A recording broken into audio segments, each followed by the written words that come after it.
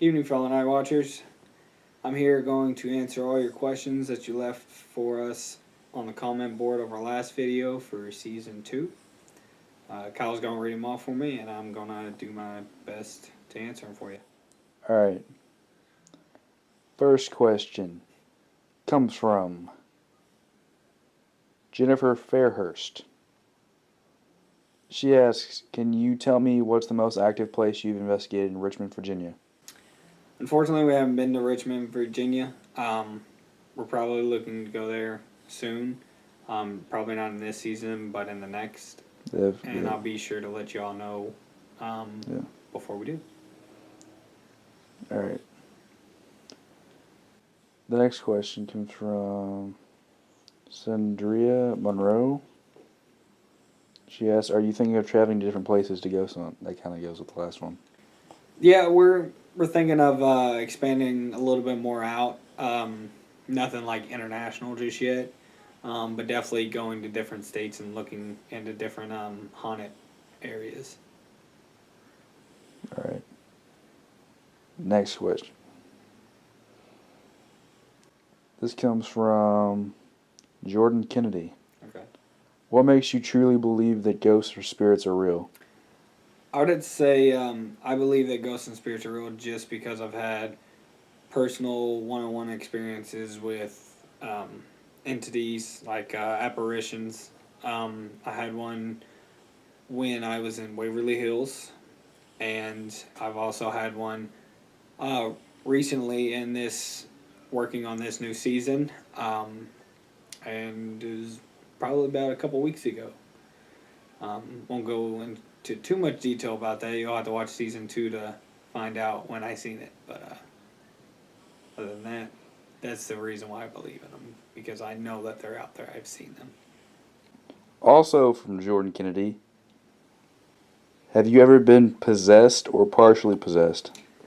Now, I haven't been possessed, but I have had a lot of negative energy surrounding me to make me really weak. I still had full function over my entire body, and I know a few people that's had out-of-body experiences, but not necessarily possessed. All right.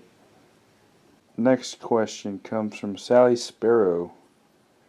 What was your first experience with a ghost, and is Night Watchers a direct result of that experience?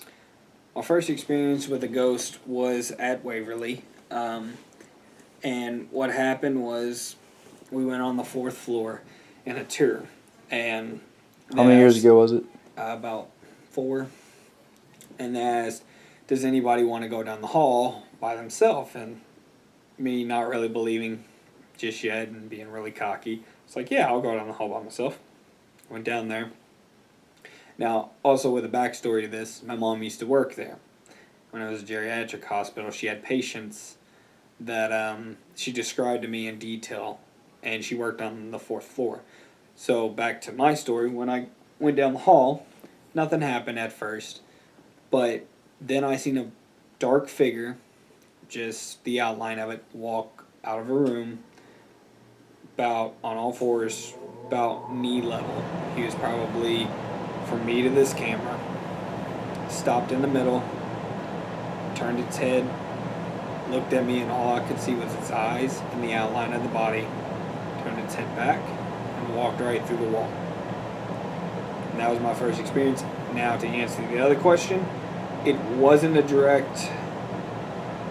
wasn't what started Night Watchers, but it did make a big impact on it, because I wanted to explore that matter more.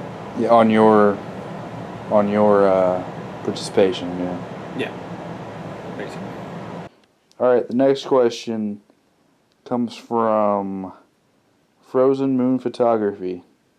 Have you ever taken an energy away from a location with you? Did that make sense? She may have meant entity. I'm not sure. She may have meant like a negative energy or positive energy. Never really. I mean, there's been a few times. It just depends. I think I took a little bit of negative energy away from the last investigation, but it kind of went away as soon as we got off the road that we were on.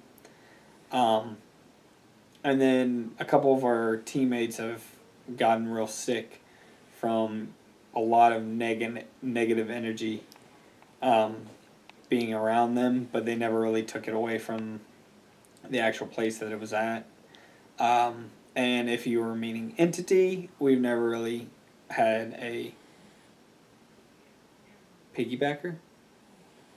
Piggybacker, you got it right, ladies and gentlemen. You're funny. The last question comes from, I might not say your name right, Tankara Elevated? They ask, why do all ghost hunting shows do their investigations at night? This is a really good question. It's actually to lower a lot. It's actually to make the evidence a little bit more easier for us to figure out, because it eliminates a lot of light source, and it only makes one light source for us, so that way we can eliminate, like, say we see something on the camera, it eliminates the sun, it eliminates The lamps. all that, so that way we can just narrow it down a lot easier and debunk the actual evidence a little bit quicker and easier. But I will give you this, you can see ghosts during the day. Ghosts do come out during the day. They don't just come out at night. But it just makes it easier for filming and going over evidence if it's done at night. In our opinion, we feel that ghosts do get more active around night. Let's see, the witching hour is around 3 o'clock. A lot of spirits come out at midnight. We've found that out through a personal experience that we've had in season 2. We actually, well, I'm not going to go into detail. It's season 2, you'll have to watch it. But we just feel like there's more, you're more able to see a ghost at night is more than the day. So that's another reason why we do most of the filming at night. I mean, they feed off negative energy, and if you feel more vulnerable, that can actually bring them out a lot more. Well, most of them feed off negative energy. And a lot of people feel negative when they're in a dark, dark place. I can tell you we do sometimes. It just depends. We're getting used to it, though. It doesn't bother us as it used to. But if y'all have any more questions, just be sure to leave them in the comment board, and we'll be sure to get back to you on all of them. We appreciate the questions that we received tonight, and hopefully our answer helped y'all out a little bit, and hopefully you are ready for season 2. Just remember, June 13th, season 2. You better watch it. Other than that, I'll see y'all later. So Night Watchers out.